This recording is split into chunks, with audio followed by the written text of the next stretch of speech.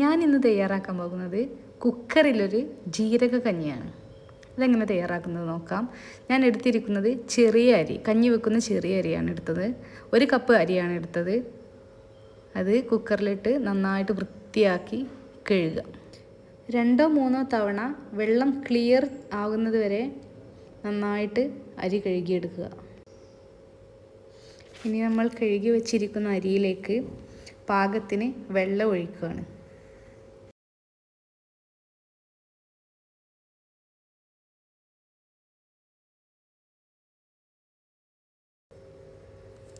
Cooker നന്നായിട്ട് അടച്ചതിന് ശേഷം സ്റ്റൗവിൽ വെക്കുക.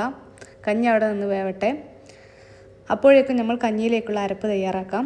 അതിലേക്ക് ആവശ്യമായത് 1/2 മുറി തേങ്ങ, 5 or 6 ചെറിയുള്ളി, 2 സ്പൂൺ ചെറിയ ജീരകം എന്നിവ മിക്സിയിലേക്കിട്ട് ഒരു നുള്ള് മഞ്ഞൾപ്പൊടി കൂടി ഇട്ടതിന് ശേഷം കുറച്ച് വെള്ളം ഒഴിച്ചിട്ട് നന്നായിട്ട് പേസ്റ്റ് രൂപത്തിൽ അരച്ചെടുക്കുക.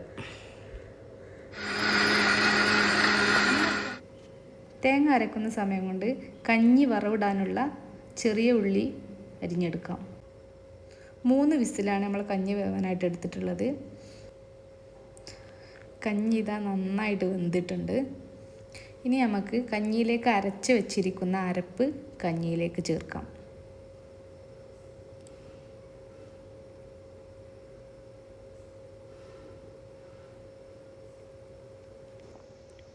അരച്ച് വെച്ചിരിക്കുന്ന തേങ്ങ കഞ്ഞിയിലേക്ക് ഒഴിച്ചു.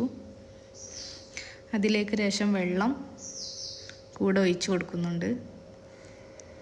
നമ്മൾ കഞ്ഞി ഒന്ന് ലൂസാവണമല്ലോ, അതിന് വേണ്ടിയിട്ടാണ് വെള്ളം ഒഴിക്കുന്നത്. ആവശ്യത്തിനുള്ള വെള്ളം ഒഴിച്ച് കൊടുക്കുക.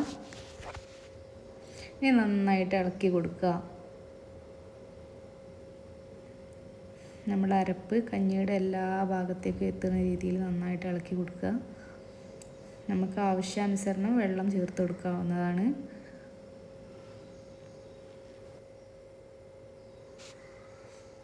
കഞ്ഞി ഇതാ പാകത്തിന് ലൂസായിട്ടുണ്ട്. നമുക്ക് ആവശ്യത്തിനനുസരിച്ചുള്ള വെള്ളം ഒഴിച്ചിട്ട് റെഡി ആയിട്ടുണ്ട്.